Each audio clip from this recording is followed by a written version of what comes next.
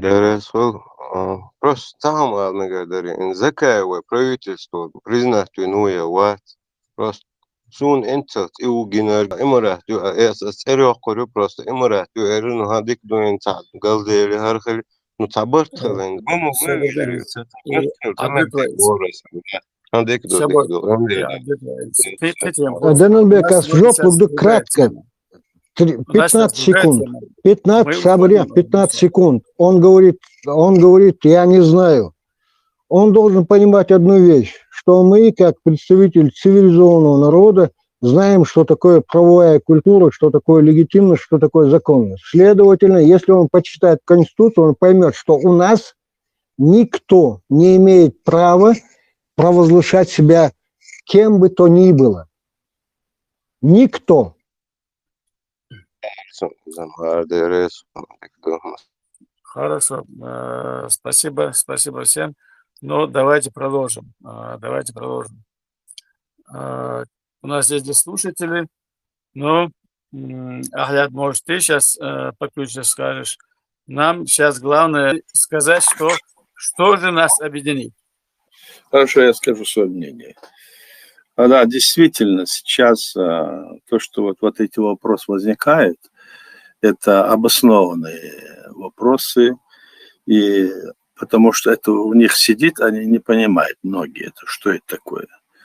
Если речь идет об объединении, да, то это должно быть идти объединение о всех тех движениях, которые являются общественными, политическими или другими. Они должны объединиться, они должны поддерживать легитимную власть нашего народа. Если даже это один человек будет. А у нас есть президиум, правительство Чеченской Республики, есть специальные документы, есть все это. Если эти все движения, батальоны, они не должны друг другу подчиняться, как вот думать, но они должны поддерживать легитимную власть в лице, того органа власти, который создал наш народ уже в 1997 году, и его представителей. Если мы не поддержим, нас к этому хочет столкнуть Россия.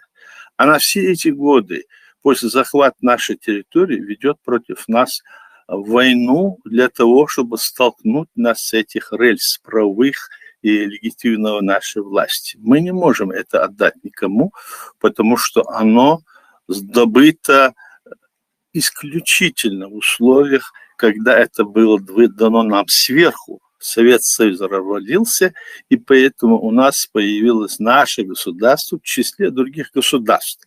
Теперь люди, которые не понимают этого, начнут говорить, нет, мы там это правительство. Отдать им это на откуп нельзя никак, понимаете? И поэтому мы говорим, вот эти все движения, которые есть, они могут на Западе, или я имею в виду движения религиозные и другие движения, на какой-то основе объединиться, и они должны поддерживать нашу легитимную власть, сказать, что вот эта власть, она есть законная. Не потому, что, допустим, что там Идигов, что я там, а потому, что она есть от нашего народа. Но теперь, когда вы говорите, вот мы должны там все объединиться и все такое, ну давайте, я за то, чтобы вот есть площадка свободного диалога, давайте посмотрим на этой основе, как объединиться, что сделать, как может и президиум помочь объединиться всему этому нашему движению, чтобы мы помогли сейчас, в первую очередь, Украине, а тем самым помогали и себе, становясь настоящим армией, политическими деятелями, общественными деятелями в этом современном мире. Только живя в этом современном мире, мы можем сохранить себя. Вот Алла говорит, я за то, чтобы там была, парламентская республика. Да, это имеет право, но это должен делать кто? Это должен сделать только чеченский народ. А сейчас нам нужно освободить нашу территорию. На Западе есть работа, которая нужна для признания наших государств, как Виктор говорил, до 30 государств. Но это нас не совсем точно, что говорит Виктор, наверное. Но пусть будет и 30, и 50, но чтобы это было. Сейчас, начиная с Украины, дальше надо идти. Что нам мешает? Разве батальоны, которые есть у нас там в Украине, они против нашего государства, становления нашего государства? Я уверен, нет. Они понимают, что нужно действовать в рамках современного международного права, иначе именно этой Москве это на пользу. А когда мы говорим, вот Виктор или там другие говорят, вот кто-то там, вот этот Хамзат сказал, что я знаю, говорит, что там надо убрать и президиум, и это. Ну, Хамзат, ты разберись, я тебе много раз присылал документы, ты их не читаешь и говоришь. Обоснуй свои слова. Понимаете, если мы не будем ничего читать, не смотреть и не обосновывать, не уметь обосновывать, значит, мы дилетанты становимся. Поэтому я готов сказать что правду, которая есть реально. Вот как говорил этот Джамбулат, помню, мы должны понимать, сегодня мы находимся не под землей и не на небесах, а на земле. А на земле сегодня есть одно, есть реальность, которую мы должны... Вот давайте двигаться в этом направлении. Сегодня есть президиум правительства ЧРИ, который образован из состава тех людей, которые были избраны, назначены нашей властью. А все остальные могут объединиться вокруг этого единым фронтом, имея этот инструмент. Мы можем здесь, чтобы признали наше государство, пусть и оккупировано, и наше правительство, но зато потом мы восстановим у себя на родине, и наш народ там тоже будет на этой стороне. Поверьте, что там люди хотят действительно жить в свободной, независимой стране, чтобы они могли свободно перемещаться по всему миру, язык сохранить, традиции, культуры. Мы, может быть, там сделаем действительно парламентскую республику, может быть, другое что-то. Но сейчас вопрос о том, давайте здесь вот эти все движения объединитесь, и объединение ваше будет в том, что вы скажете, да, у нас есть легитимная власть, и мы ее поддержим, потому что эта власть избрана нашим народом при развале Советского Союза.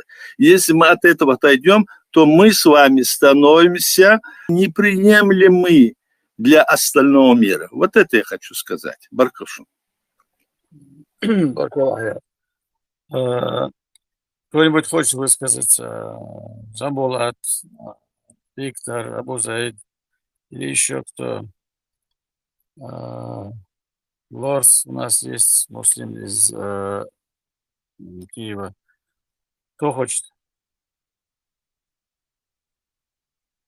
Муслим, ты назвал мое имя, но мы обговаривали позиции, на которые мы можем объединиться. Ну, вот то, что здесь я слышат и все остальные, мне кажется, у нас немножко разговор в тупик. Ну, ты выскажи свое мнение, Жамбулат. Мы за всех слушаем, высказывания.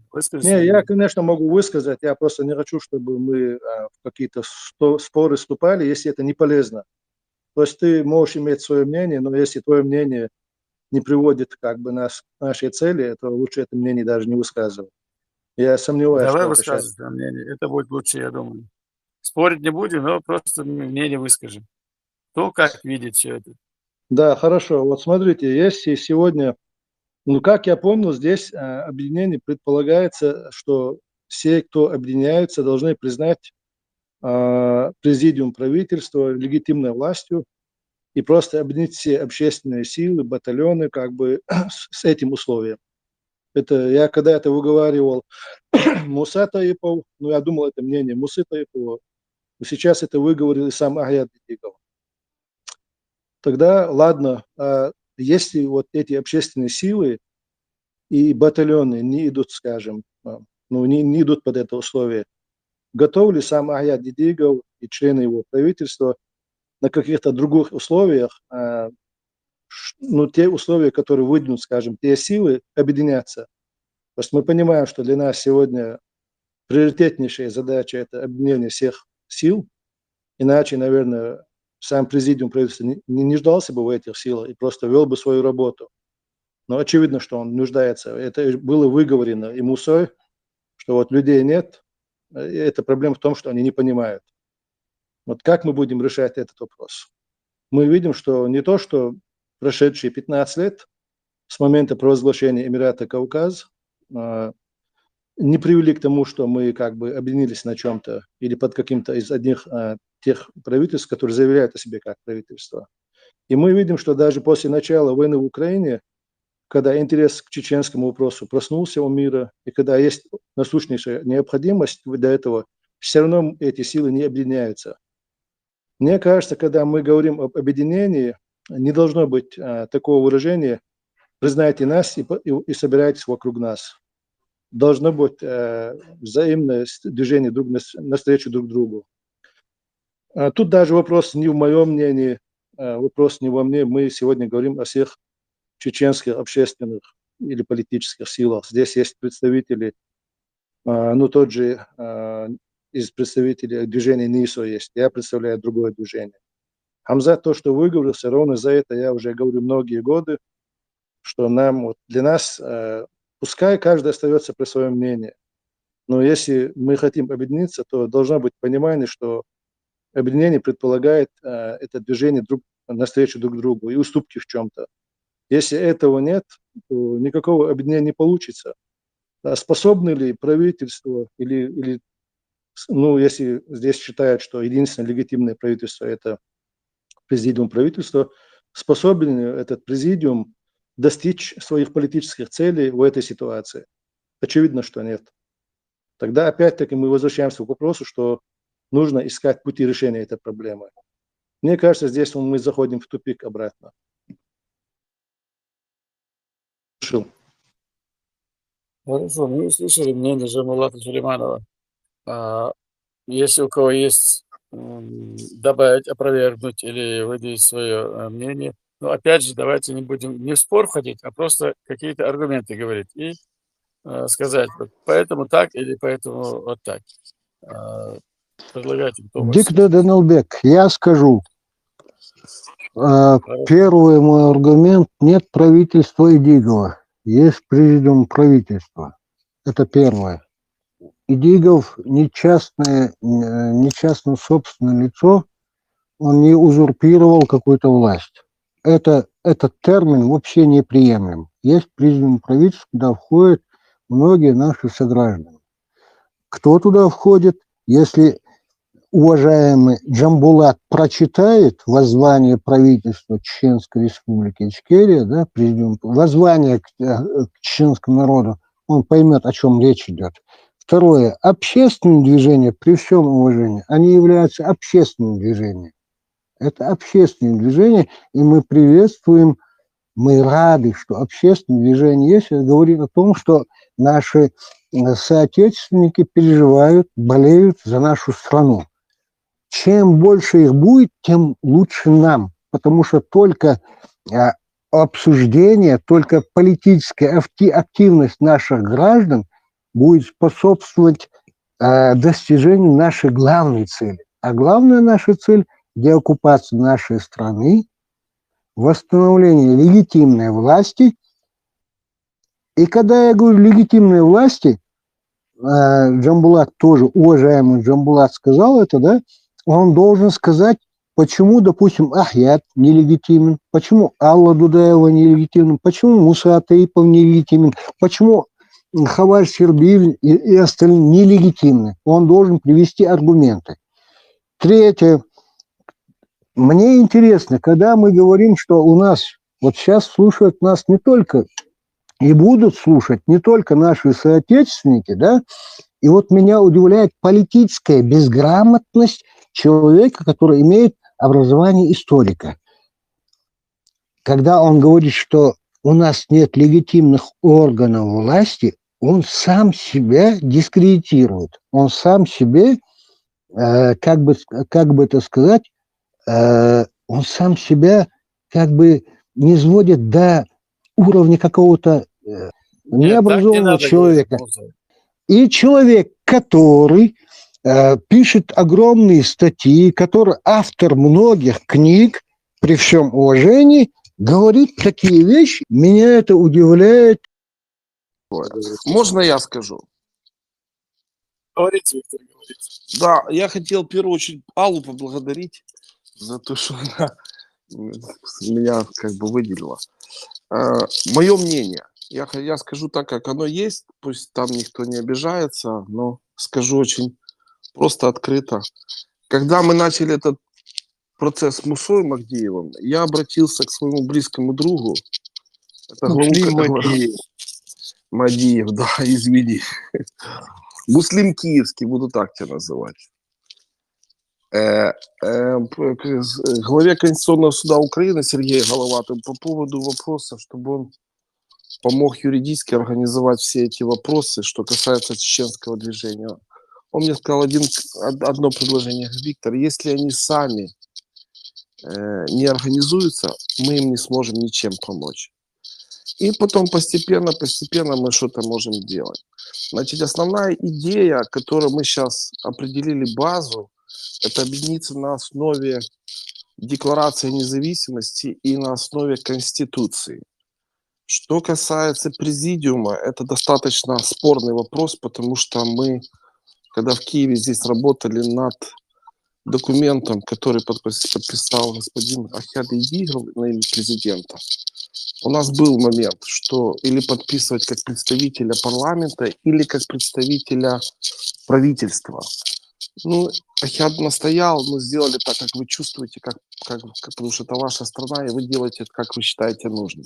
То есть есть спорный момент. Поэтому, если есть возможность отойти сейчас от слова там президиум, вернуться все же к декларации и конституции, по крайней мере, то, что я разговаривал с батальоном шейха Мансура, они вообще поддерживают 100% эту позицию.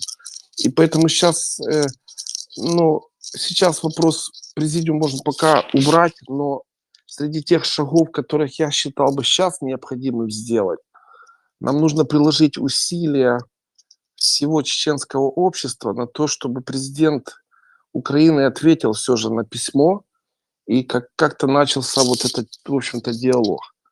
А второй шаг, который был бы необходим, это организовать в Киеве пресс-конференцию вместе с батальонами и чеченскими там политическими лидерами, кто пожелал бы в Киев приехать, по поводу того, что объявить о создании этой площадки на основе декларации Конституции и, по сути, вот то, что были там вопросы по журналистам, по украинским политикам, по сути, поломать вот этот нарратив. И если батальоны скажут, что там, условно, Закаев – это не наша история, то он уже не отмоется, и мы про него просто забудем. И вот эти все моменты, то, что с Германией сейчас звучали, что там, если мы будем правильно идти, юридически правильно идти, шаг за шагом. Если есть спорный момент, лучше шаг назад сделать. Поэтому главное, чтобы идти вместе, двигаться и создать там вот эту пресс-конференцию, создать киевскую площадку и постепенно вот развивать эту историю. Потому что если Украина признает правительство в изгнании, не президиум, а именно правительство. Как это будет формироваться, я не знаю. Вполне возможно, условно, президиум распустить, объявить, договориться там новые, создать там 50 министерств, там 70 заместителей или 100, лишь бы люди шли в одну сторону в рамках декларации и конституции. И по сути нам нужно сделать, как был правительство в изгнании в 1939 году, которое уехало правительство Пилсудского в Лондон, его признала сначала Британия, потом все остальные, и они просуществовали до 90-го года, и когда Лех Валенса стал президентом, их задача была только одна. Они приехали и передали преемственность власти следующим поколениям. И вот эта идея там правительства, это не столько там физически этого правительства, там должности, стулья, кабинета, секретари, там какие-то, а по сути это вот будущая передача следующей легитимности. Но плюс у нас здесь много сейчас работы в том, чтобы если это получится с Украиной, то дальше двигаться там с Литвой, Латвией, Эстонией, Польшей, другими странами, постепенно, в общем-то, вот эту консолидацию наращивать, чтобы потом в следующий раз, когда возникнет какая-то ситуация, чтобы чеченский народ не объявили, что они какие-то террористы, потому что отдельные какие-то банды бегают туда-сюда, или еще, что это правильная власть, и она построена с точки зрения всех международных законов, точно так же, как любая другая страна, там, христианская, мусульманская, буддистская. Вот я думал, вот такое мое мнение. Спасибо. Алло, слышит меня? Да, я говорю. Виктор, вот вы говорите о том, что надо президиум убрать. Значит, вы говорите, что надо убрать президиум, который был создан в 2009 году и все эти годы работал. Принял массу документов, проводил много конференций, встречи, на международных конференциях бывал. С какой стати это нужно убирать, если мы тогда отказываемся от нашей работы, и чтобы, допустим, я пишу письмо как представитель парламента с полномочиями, чтобы меня признала Украина. Это вообще смешно выглядит. А так как мы пишем, что, значит, есть представитель парламента, который имеет с такими полномочиями, организации ведения всей политической работы, на основе этого были собраны и объединились эти люди, которые имеют эти полномочия от нашей избранной власти. И теперь вы говорите, что это сомнительно, Виктор, это некрасиво, понимаете? Это нисколько не сомнительно, они проделали очень большую работу. Я говорю сейчас о том, что если, допустим, кому-то это не нравится только тем, кто хочет оголить наше правительство. Если, допустим, мы уберем, к примеру, Виктор, наше вот этот президиум, да, и начнем создавать там правительство, допустим, другое, как вы сказали, 100 человек, то этот президиум, он каким станет? Он обнулится, его уже не станет. Он, значит, сам себя предает. Или, допустим, мы сейчас возьмем люди, которые, как Арла сказала, некоторые люди туда войдут, которые были против нас. Возьмите вот этих вот, мы которых называем, да, они все эти годы работали против нашего государства, еще находясь в Чечне, работали. Они принимали массу документов, кстати, Хамзат, для тебя, в котором было сказано, эти документы есть, это они сами принимали, с которого следует, что нашей страны нет, что наша страна, значит, является частью России.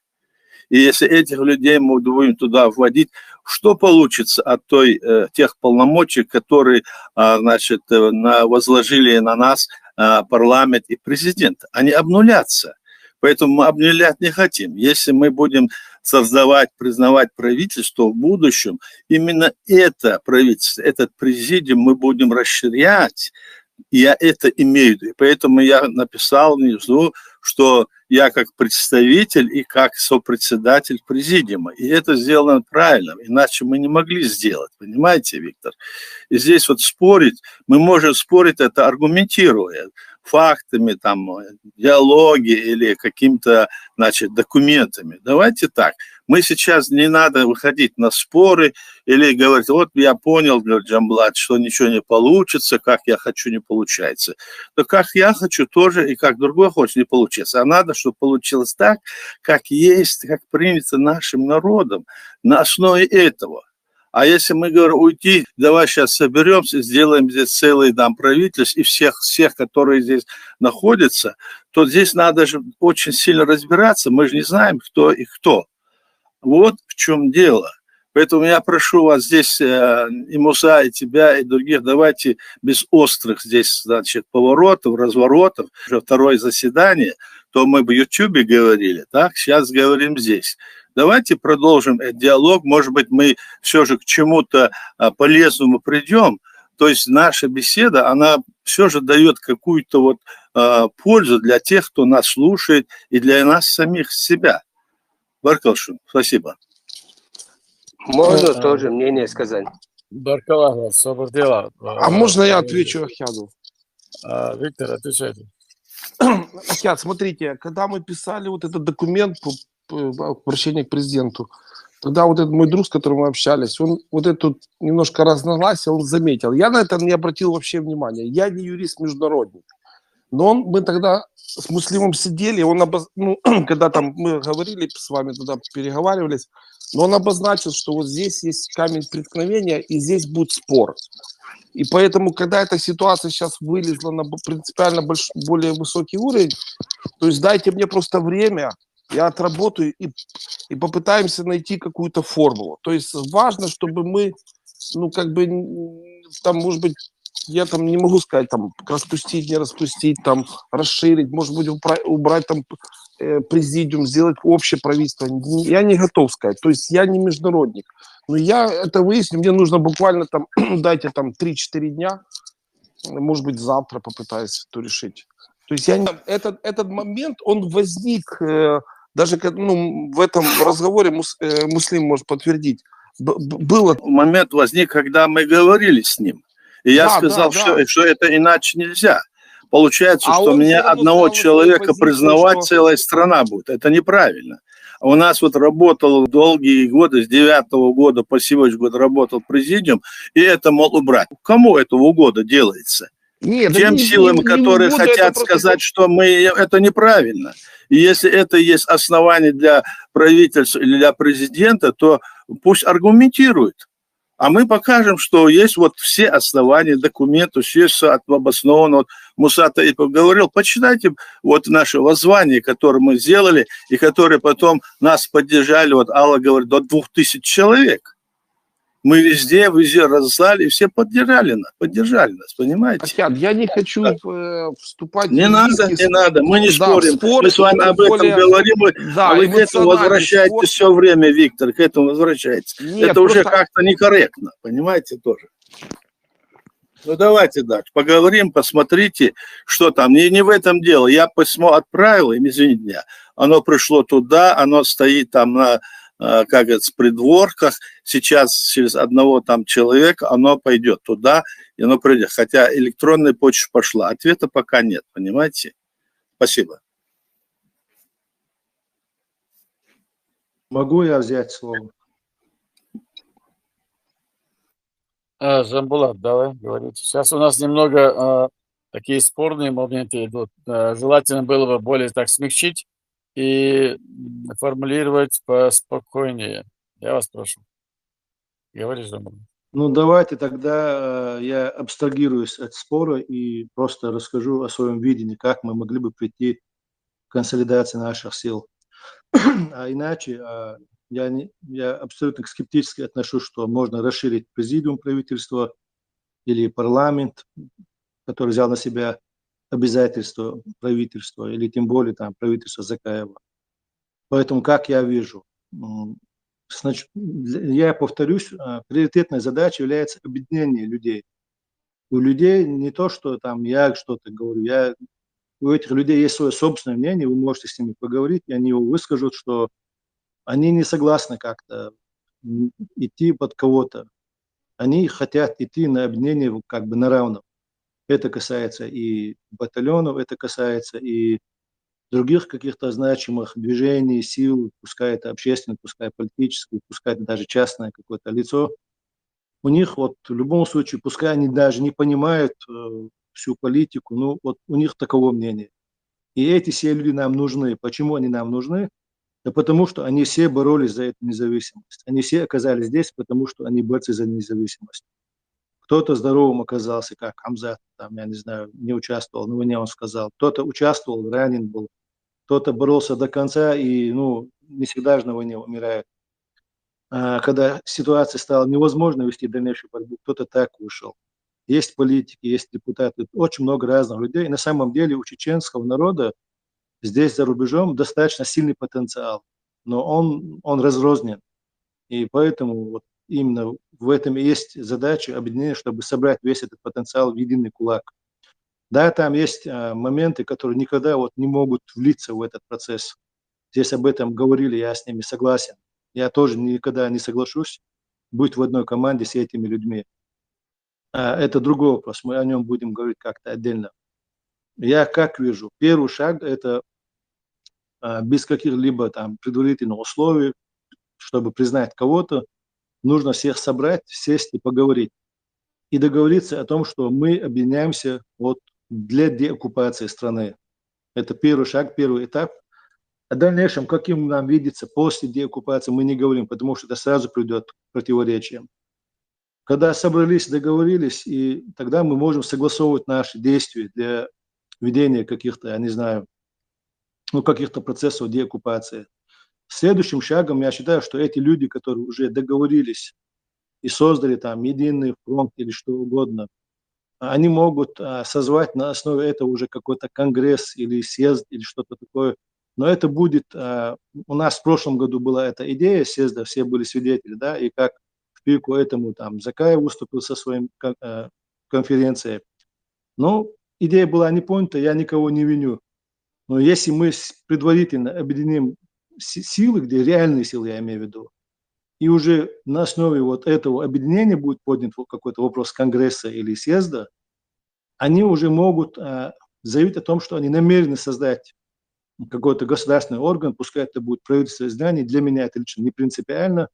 И тогда тот же Ахьяд Дидигов, президиум правительства, они могут абсолютно спокойно издать правовые акты, которые говорят о исторической необходимости, о моменте каком-нибудь историческом, который считает, обязывает их перевести, скажем, в состав. Действительно, вот когда мне задавали вопрос, тот же Муса, почему я считаю нелегитимным там Аяда Идигов или Алдуда, я так не считаю. Те должности, которые им были верены нашим государством, парламентом, президентом, никто их, если не отменял, все, с этим никто спорить не может, и никто не в состоянии с этим спорить. И я лично с этим не спорю. Ценность людей, которые занимают какую-то должность и не были отстранены от нее, в том и будет, что если они вольются вот в какое-то объединение, и там уже приложат свои усилия, отталкиваясь от этих документов, и будут полезны вот всему чеченскому народу и всему движению. А говорит, что вот мы как бы сохранились, ну, видя, что эти люди не понимают, пускай они там не образованы, пускай там еще что-то, а может быть кто-то и образован вопреки тому, что по схожему мнению, но они так не считают. То есть все, нужно искать пути сближения этих людей. И уже с их подачи, если это будет, скажем, я не считаю, что есть проблема перевести правовые акты, если в 2009 году возможно было, исходя из сложившейся ситуации, создать президиум, почему сегодня из сложившейся ныне ситуации мы не можем создать какой-то другой орган? Также, скажем, от представителя парламента за рубежом, от председателя комитета по внешним связям, от представителя президента, если будет какой-то правовой акт, он и придаст легитимность этому новому органу. И другой какой-нибудь, я не знаю, представитель власти, который здесь за рубежом, есть и другие люди, я не знаю, там главы администрации, еще кто-то, ну, пускай там ранга ниже, но они тоже будут как бы придавать значимость, легитимность тому органу, который мы сможем создать впоследствии. Но если говорить, что нет, мы только мы, тогда просто люди не объединяются, и мы не можем сконсолидировать все силы, весь потенциал, который у нас есть за рубежом. Вот суть моих предложений. Спасибо, Жамалат. Мы тебя хорошенько выступили. Мне можно сказать? Да, Алла, я как раз хотел вас попросить тоже высказаться. Говорите, Алла. Когда я заговорила о парламентском правлении в будущем, я имела в виду не только будущее 4. Я имела в виду то, что происходит сейчас.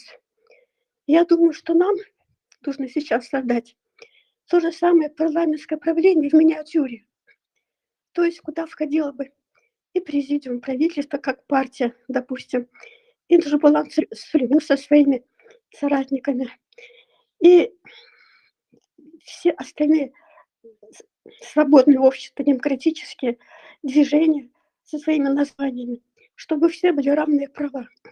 Потому что в нашем президиуме никто никогда не боролся за власть. У нас все были равны, и мы подписывали наши заявления по очереди. Поэтому борьбы за власть нет. Надо просто нам научиться.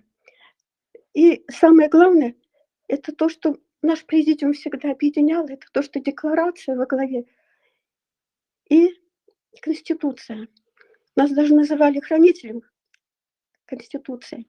Понимаете, то, о чем говорил Виктор Кононенко. То есть это основа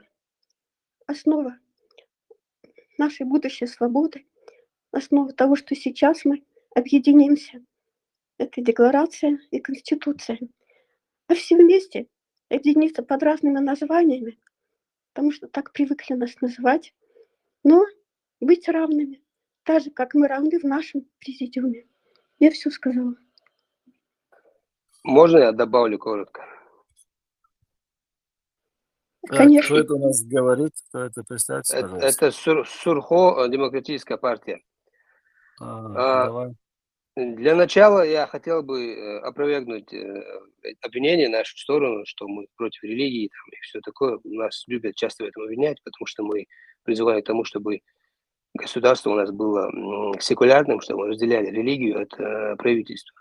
В принципе, человек, разбирающийся, что это значит, прекрасно понимает, что это не разговоры против религии, а разговоры именно против политических религий, любых, чтобы они не приходили к власти и не предлагали другим, как им жить и все такое. Ну, не будем вдаваться в это. По поводу предложения, по поводу того, что мы сегодня тут собрались, президиум предлагает собраться, скажем так, вокруг него. Это не совсем честное предложение, по-моему. Ну, я сейчас говорю как представитель партии, но я просто выражаю свое мнение. Никого не хочу тут обижать. Я уважаю и всех, кто в президиуме, они эту позицию независимости несут уже столько лет и не сходили с нее. Но в данном случае я не согласен, и я согласен с Джамбулатом Сулеймановым, что это предложение, ну, как минимум, нечестно. Другой вопрос, что еще также Виктор Кононенко добавил, что легитимность по этому поводу есть вопросы. Ну, для меня это не самый, скажем так, страшный момент. Страшный момент в том, что предложенное, оно как бы, давайте присоединяйтесь к нам, садитесь к нам в автобус и едем вместе. Это не какое-то общее равноправное какое-то соединение, союз, а просто поиск соратников. Поэтому надо искать что-то, где мы все будем, где будет народовластие, где у всех будут одинаковые права, и это главная линия нашей партии, где мы говорим, у народа не забирайте права. Оставьте права у народа, плюс сам народ решает, как ему жить, народовластие. Больше других каких-то претензий у партии нету. Так что перестаньте нам накидывать ярлыки и специально от людей отворачивать. Вообще всем, кто это делает, не тем, кто в чате, вообще кто может услышать еще. Хорошо, Сергей, спасибо. Я могу сказать членских партии. Когда, собственно, ты говоришь нечестно, ты должен это слово обосновать. Аргумент, документ. Это раз. Во-вторых, президиум не говорит никому, подчиняйтесь нам или пойдите под нас. Не говорит. Ни батальонам, ни движениям, никому. Мы говорим, что мы стоим на принципах декларации, которая принята нашим народом, собрав представителей со всего мира, и Конституции нашей.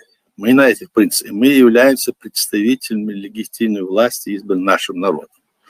Мы говорим, что все эти движения, которые есть, и батальоны, и какие бы они ни были, они должны действовать самостоятельно. Сейчас мы никого не зовем под вас. Вот. И Виктор Кононенко правильно сказал. Наша задача только в том, чтобы, сохранить эту правовую базу и донести ее до того времени, когда мы сможем освободить нашу страну мирным путем, без крови. И здесь нам надо работать на Западе, чтобы наше государство было признано. А если мы будем отменять раз за разом те наши представительства, во что это превратится? От того, что вам не нравится, или Джамбулат не нравится, президиуму не надо никаких от вас каких-то там полномочий народа. Вы говорите люди. А что, народ, который находится в Чечне, не люди, не народ разве? И здесь, который есть часть народа. Да, мы считаем с вами, что вы очень нужные люди. Но это не значит, что мы можем сейчас взять и сказать, и с вами вместе слиться с вами. Слиться с вами – это значит обнулить себя и стать такими же общественными организациями, как и вы. Мы не можем это отдать. Другое дело, что если будет сейчас вот это все признание, мы вместе с вами, вместе сможем двигаться в сторону, значит, признания нашего государства, как говорил вот украинец Виктор, другими государствами, балтийскими, другими. Тем более, что мы везде туда уже написали письма, обратились туда и говорили. Вот в чем дело. И сейчас говорить, что нечестно, это неправильно. И выражения вот эти вот обосновывай, понимаешь? Вот только это я хотел сказать. И сказать еще раз. Мы не требуем и не просим никого там нас поддержать. Как будто нам что-то нужно от вас. Нет, нам нужно, чтобы вы были, как и всему нашему народу, действовали на основе нашей декларации, принятой нашим народом, и Конституции. Вот за это мы выступаем. А если вы будете выступать за это, значит, мы едины с вами, потому что мы тоже стоим на этой платформе, которая создана и которая действует до сих пор благодаря нашему народу, благодаря его цели и его будущему. Все, без барков. Могу я сейчас немного постараться подвести общую черту под эти все высказывания. Насколько это видится, получается так. Ахят предлагает, что президиум правительства остается, как он есть, органом и занимается той работой политической, которую он вел до сих пор. И предлагая всем остальным объединиться в какой-то орган и тоже вырабатывать свои стремления или какие-то свои мероприятия, именно исходя из того, что так же, как и президиум, поддерживает Декларацию независимости и Конституцию. Тогда это получается какое-то новое объединение, получается, общественно-политическое, других военизированных формирований. И отдельно президиум правительства. Но по факту или в каких-то условиях они говорят, да, мы поддерживаем то, что делает правительство, президиум правительства, или президиум правительства говорит, да, вот эти люди тоже на той же основе, как и мы, и мы их тоже поддерживаем. Вроде так вырисовывается картина. Я сейчас не могу не точно чужие людей мысли сформулировать, но со стороны складывается такая ситуация. Так ли, правильно ли я это понимаю, правильно мы это формулируем? Давайте сейчас уже 2 часа мы говорим, более-менее скорректируем свои эти позиции. Муслим, я скажу, почему или нет. Ты спрашиваешь. Нет, я не говорю, что... ведь мы говорим о том, что реально существует президиум правительства, имеет полномочия от нашего народа. Так? Все остальные, эти люди, которые в президиуме, они имеют полномочия не от президиума, а имеют полномочия от нашего народа, который избрал их и назначил, пойми, понимаешь? И теперь ты говоришь, создадите какое-то другое, которое объединится. Да, было бы, чтобы они все объединились бы и поддерживали эту линию. Мы не говорим под нас идти или под это идти. Мы все должны быть в одну точку и говорить, что мы на этой линии находимся. Тогда это будет объединение, а не то, что кто-то под кого-то идет. Мы бьем в одну точку и согласованно действуем, потому что это все, что здесь есть, и закаивается, и это все общественные движения, не более того. Потому что, соответственно, нашей Конституции, там в 1 главе есть, что общественные организации, партии, все, что они вырабатывают и говорят, они могут быть вынесены на обсуждение власти. Но это не обязывает власть исполнять их. Они могут это говорить, свое мнение, оно можно. Но это можно рассматривать, дискутировать. Это написано прямо в Конституции, понимаешь? Поэтому надо понять, что если вы говорите тому, что мы хотим, чтобы, значит, убрать вот этот орган-то, оставить одного Ахьяда Дигова, и чтобы он потом что-то создавал, это вообще как-то назад ход в обратную сторону. Зачем в обратную сторону? Как кто-то там говорил, Умар, кажется, что мы не должны смотреть назад, должны идти вперед. Сегодняшняя ситуация, смотреть, что происходит, идти вперед надо. Вот пусть они объединяются, они все создали свои правительства, там, свои объединения или какие-то партии там. Эти заявляют, что они там пойдут, обязательно надо захватить эту власть, там сменить, все равно без крови не пройдет, вот заявляют те, я слушал этих вот, тех, которых мы говорили. То они говорят, мы миры, то это. То есть, как это нужно и что это нужно, мы должны думать, заинтересованы в том, что нашему народу нужно. И чтобы пока мы находимся здесь на Западе, вели работу, которая будет полезна нашему народу. Оставить вот эти споры. Власть легитимная есть, она существует все эти годы. А вы, все остальные, и мы все должны работать в этом направлении для признания нашего государства в мире другими странами. А не ходить, скажем, и говорить, я это не признаю, я под него не пойду. Под кого вы не пойдете? Под кого? Вам никто не говорит, под чего-то идите. А если вы так говорите, думайте, о чем вы говорите. Поэтому вот я так расцениваю это дело.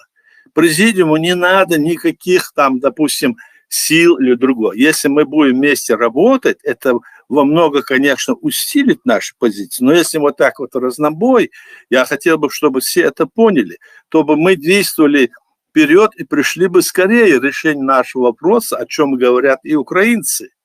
Понимаете, Баркушин?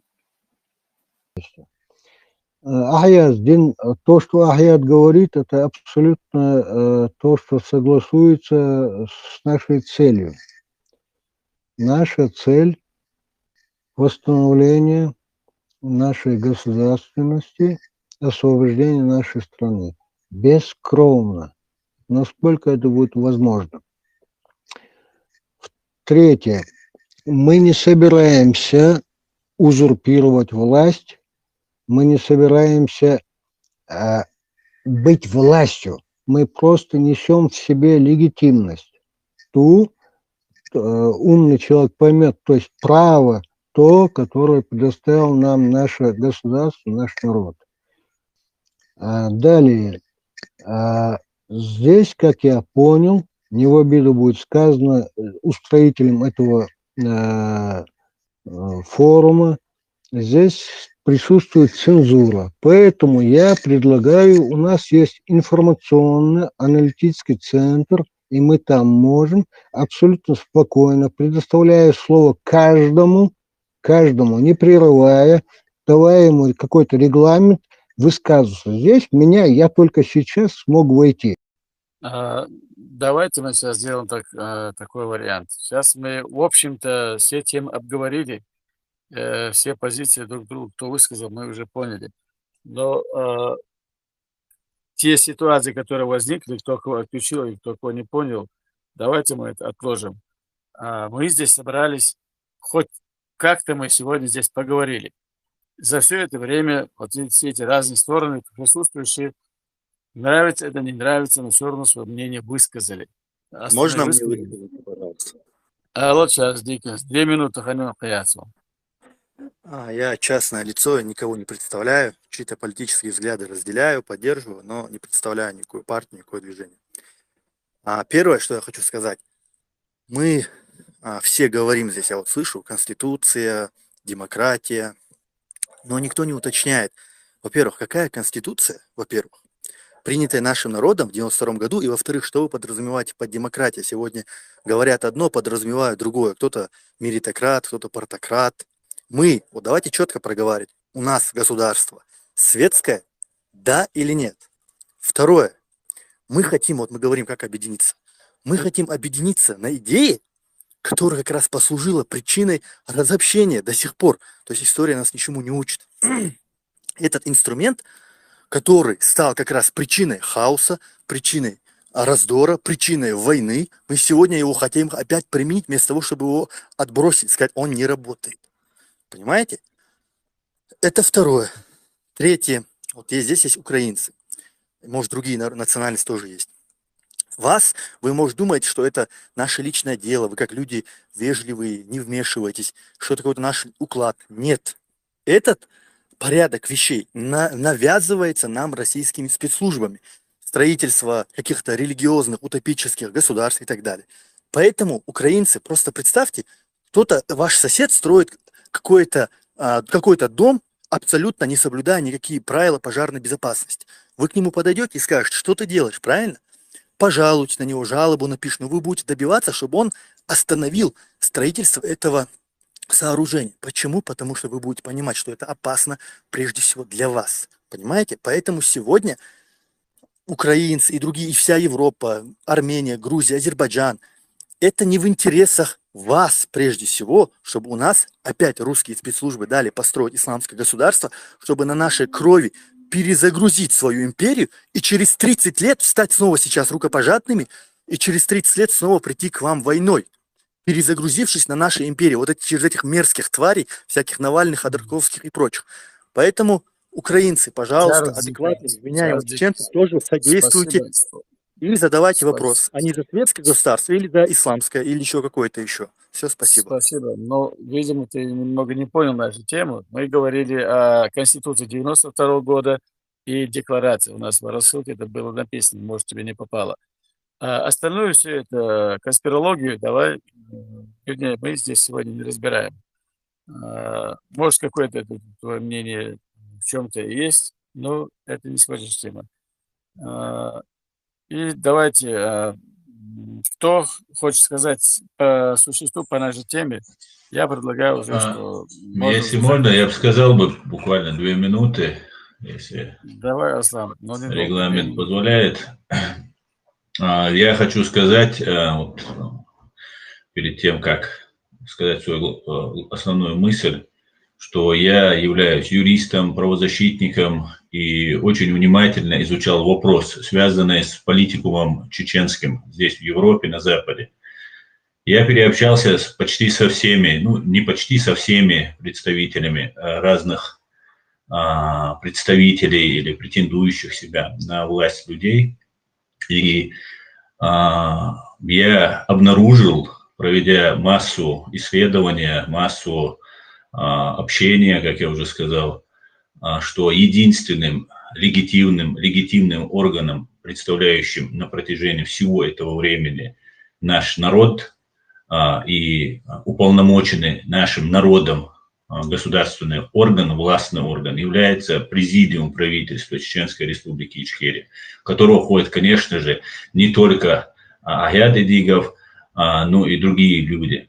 И я призываю всех объединяться под руководством, признавать нашу единственную законную народную власть в лице президиума правительства. И буквально у меня есть еще полминутки, скажу, потому что сейчас вы Мусу Таипова, который человек очень заслужен и говорит очень объективные вещи, правильные вещи, вы ему просто выключаете микрофон. Но это как-то и не по-чеченски, и не по-демократически. Все, Баркал, Лелейсхуй.